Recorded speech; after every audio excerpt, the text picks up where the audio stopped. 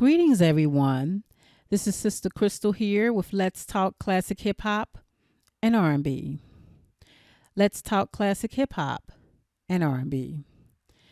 Today is the 17th anniversary of the tragic passing of Aaliyah Dana Haughton. Aaliyah was born on January 16th, 1979 in New York, but she was raised in Detroit. Her family moved, from my understanding, her family moved to Detroit when she was about 4 or 5 years old with her and her older brother, Rashid Haughton. During her 7 year, I think she was out for 7 years before she was tragically killed in 2001. Her 3 albums were Age Ain't Nothing But a Number, 1994, One in a Million, 1997, and the self-titled Aaliyah album in 2001. She had worked on songs for her third and final album entitled Aaliyah.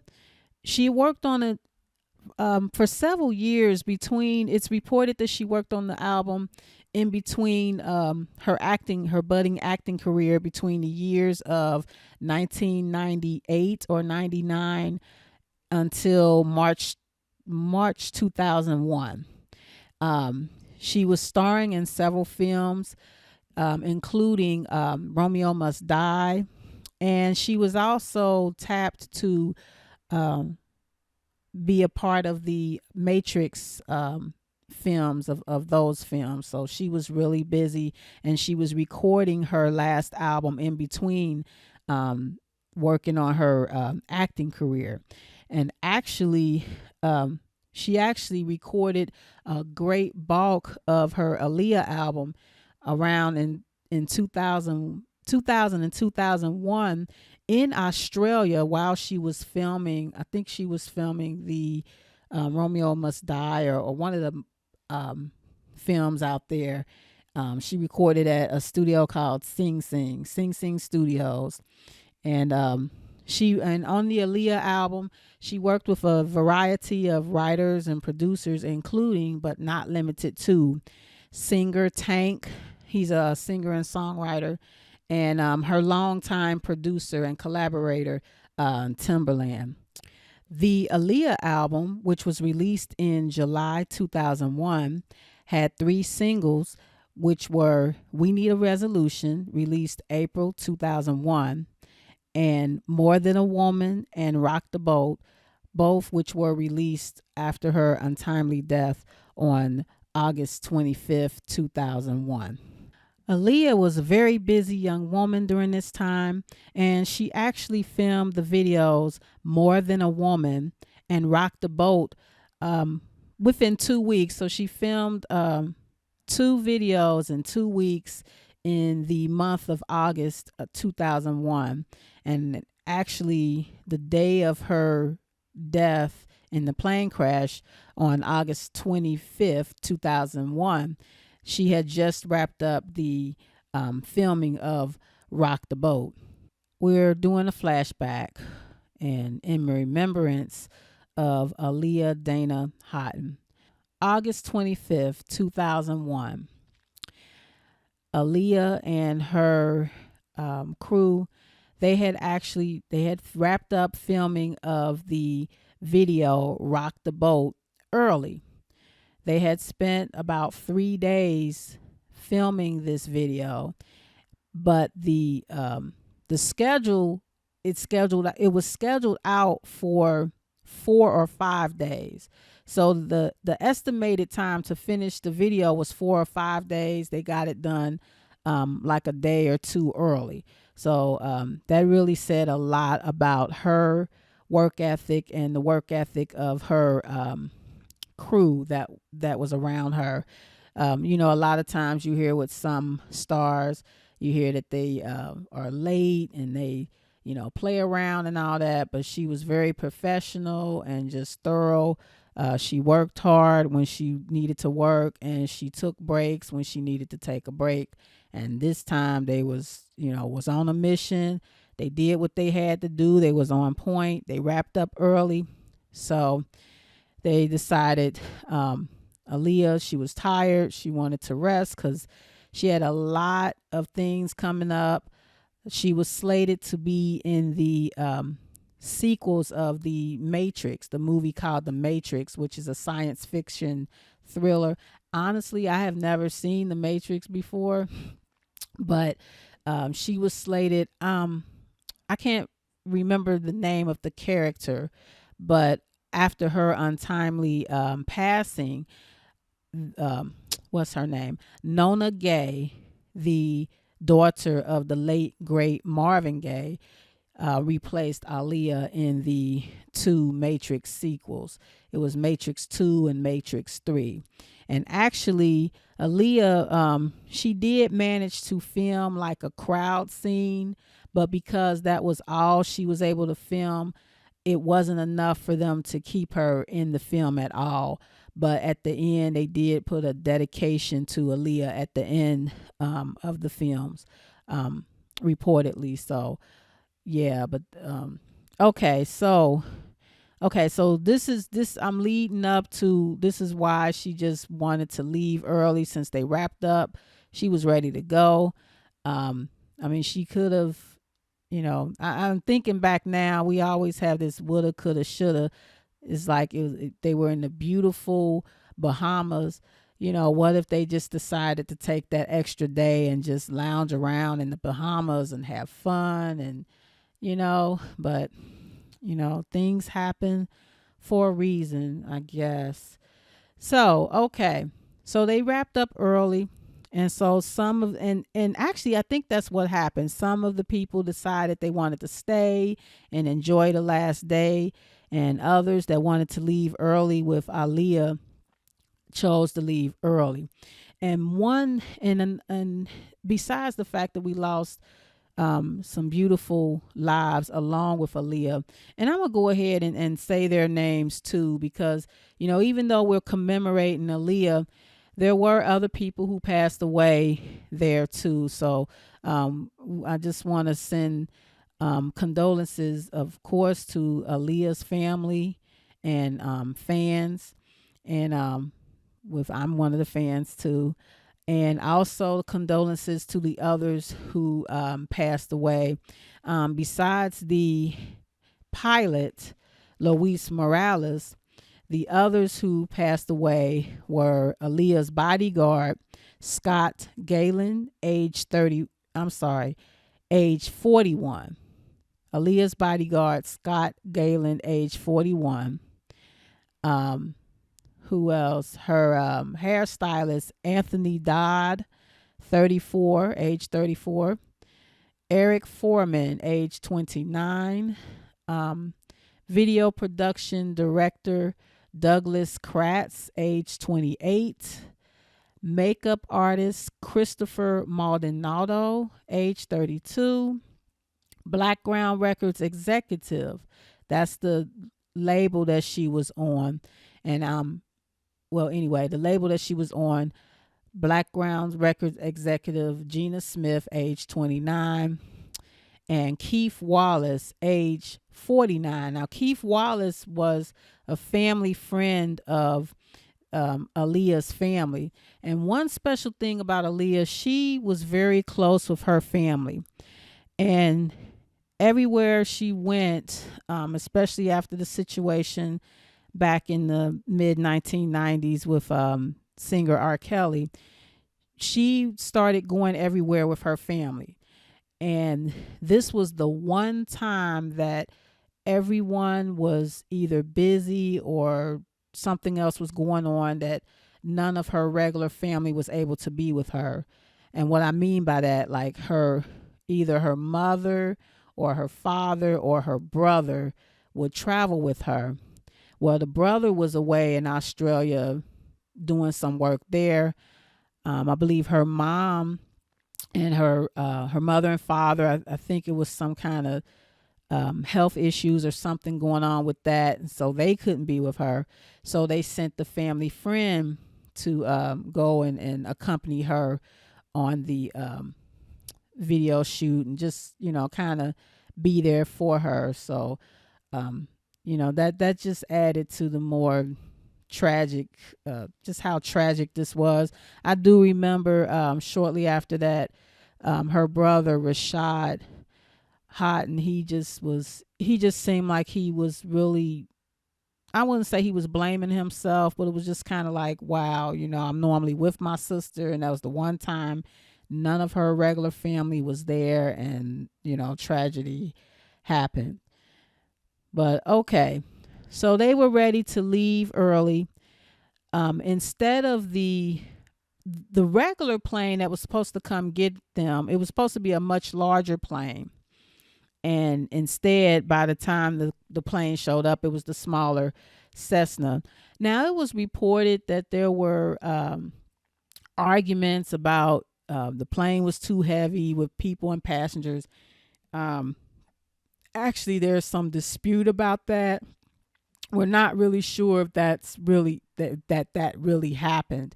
And considering the fact that the pilot was not fit to fly anyway, I think it was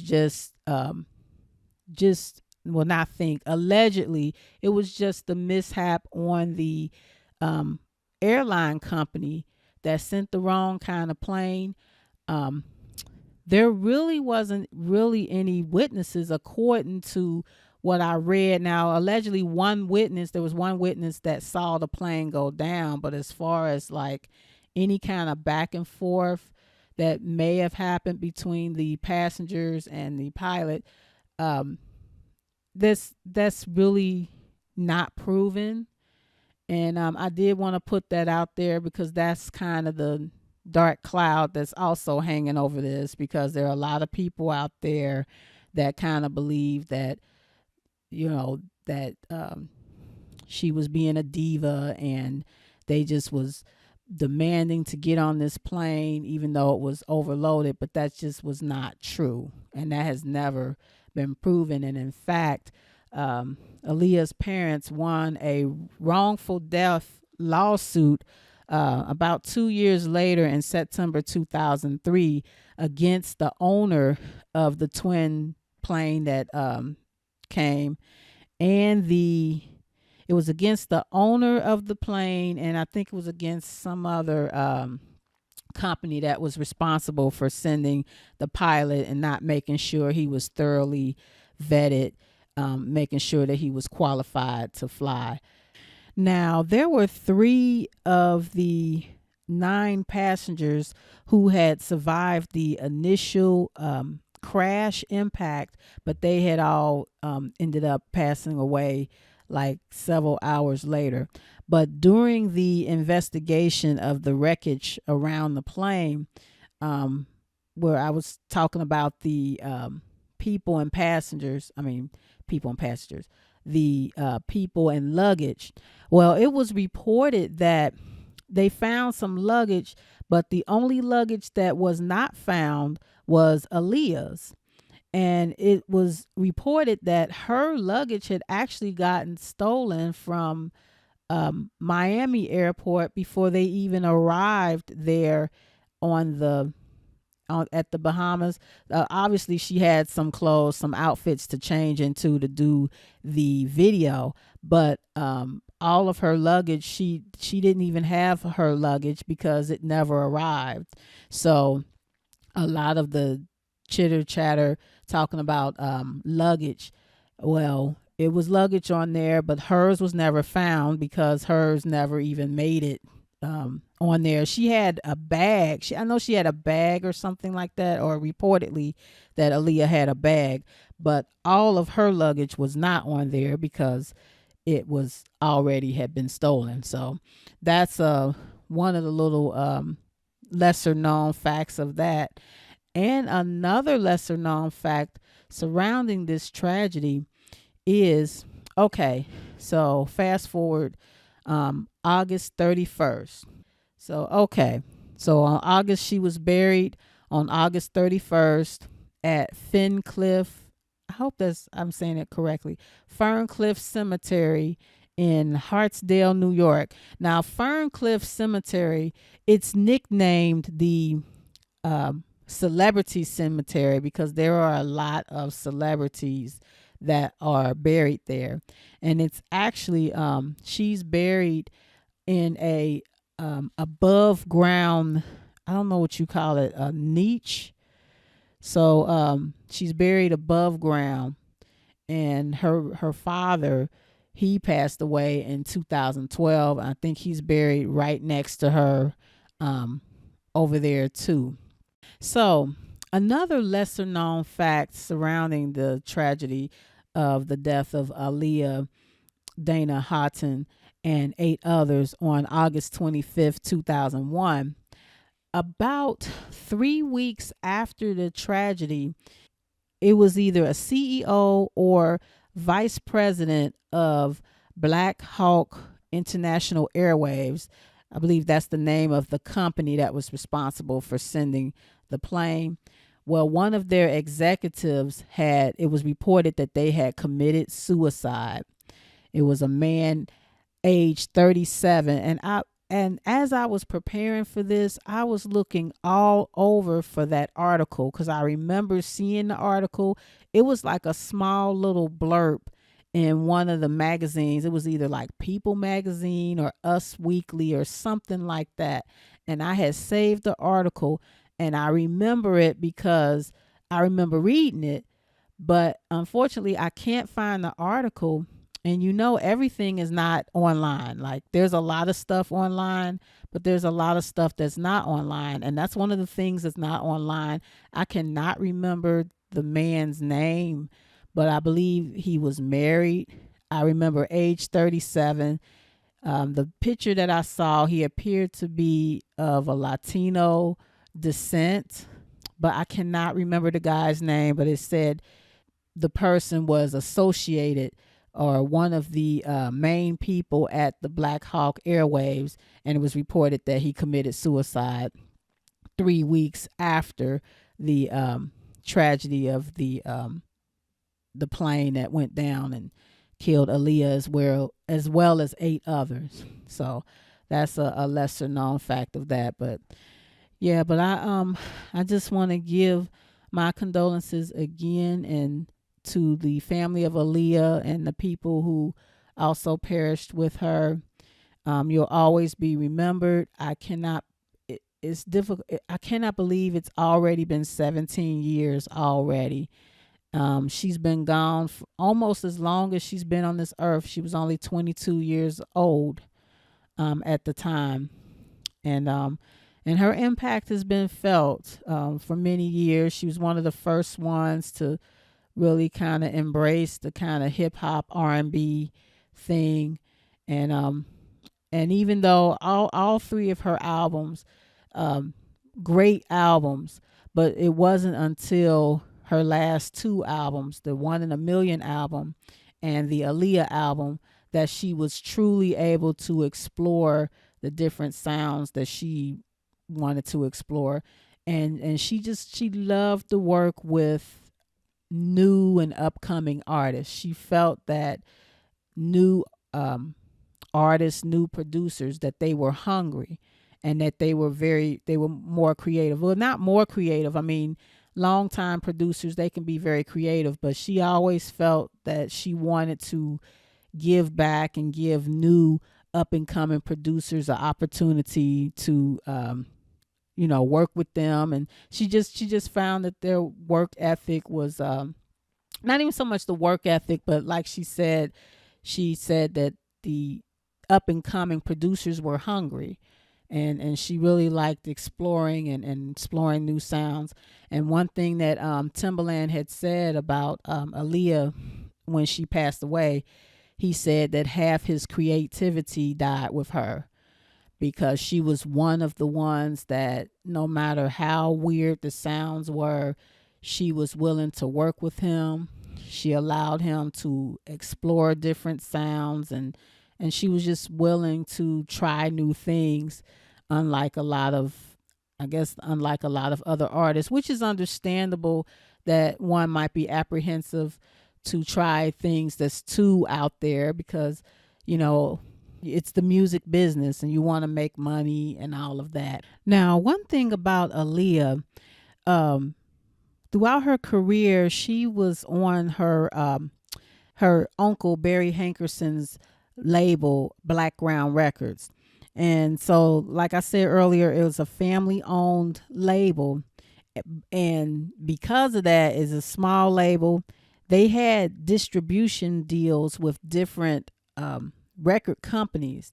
But at the end, in the end of the day, it was still a smaller label. And so a lot of times her albums and singles didn't get the promotion that it really should have because she was on a smaller label and everything like that. And that, despite the fact that she was on a small label and didn't have a lot of promotion for her albums, she still managed to sell millions of albums and singles. I believe I think it's reported she sold between about 3 or 5 million, I believe, total. I would have to triple check on it, but I know she sold millions of albums and millions of singles despite having very little promotion on her albums, which speaks volumes of her work. But I said that to say, one of the things that that irks me, that people talk about celebrities when they pass away, they say, oh, they pass away and they sell a whole lots of records. They sell more records than when they were alive. And while that may be true, it's implied that, oh well, at least they're selling records even though they passed away. And to me, that's not anything to brag about. If life is precious, and I'm quite sure all the celebrities that have passed away before their time or really early, or even not so young. I mean, we just lost. I'm kind of going into something else, but we just lost Aretha Franklin, Queen of Soul, on August 16th, 2018 of this year. And it's interesting because Aretha Franklin, she wasn't from Detroit, but she went to Detroit when she was little and stayed there the rest of her life. And Aaliyah, she wasn't from Detroit, but her family relocated there, and then they settled and made their home there in Detroit. Now, when Aaliyah was older, I believe she moved back to New York, and when she was like 19 or 20 years old, she ended up moving back to New York. But most of her growing up, and I think she graduated from the Detroit School of Performing Arts and everything in Detroit. So Aaliyah have a lot of grounding and anchoring in Detroit too. And I wonder if they people in Detroit, if they kind of commemorate her in any way, considering that she pretty much grew up most of her life in Detroit. Detroit has some really great history. But anywho, so I was saying about, so when celebrities pass away and their albums sell, and it's almost like implied that like that's a good thing, but there is nothing more precious than being alive and being able to live to see your success. And unfortunately, she was right at the beginning of becoming a superstar. Now, us in the R&B black community, we already knew and loved Aaliyah, but a lot of the mainstream people, she was still pretty much unknown, and she was just getting ready to just really become a really big, I believe she would have been a great actress and star, and right before that can happen, her life was taken away. So that to me, that was the most tragic thing of all, that she struggled. She had a I would say, a mishap earlier on in her career that threatened to end her career before it even started. And I'll get more into that in another video. But she overcame that and was getting ready to just be straight out the atmosphere as far as her success. And then tragedy struck and took it away from her. So just we remember you on this day, and remember those who passed away with you. You'll always, your music, as long as your music will live on. Your impact has been felt and will continue to be felt for a very long time. We love you, Aaliyah. This has been Sistah Crystal with Let's Talk Classic Hip Hop and R&B. And thank you so much for listening. Until next time, take care.